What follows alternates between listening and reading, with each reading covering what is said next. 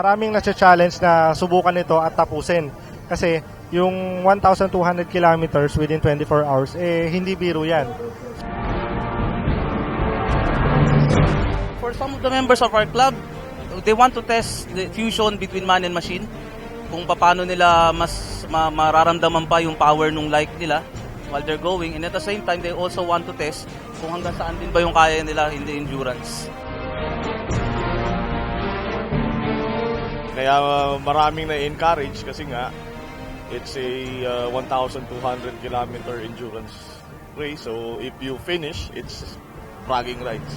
Daddy, I know that you can do it. You've been doing it for a couple of times. I hope you remember that you come back home safely. Team Green, KRCP, you guys take care. Ang inaasahan po natin na under 10 minutes, lahat ay mautpos na ang take-off. Nasa mga 700 riders tayo ngayon or 600.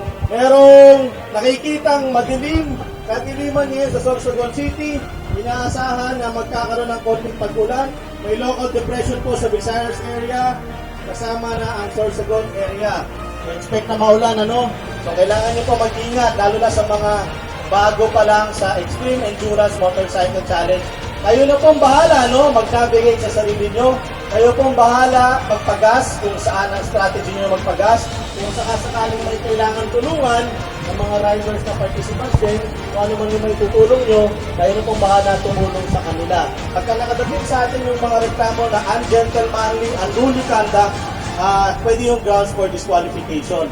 Sa requirements natin, automatic they will disqualify you. Kung kunin nila yung passport ninyo, hindi kayo makakaalis. Kung mapipilit kayo umalis, walang problema, pero sa record na yung disqualify.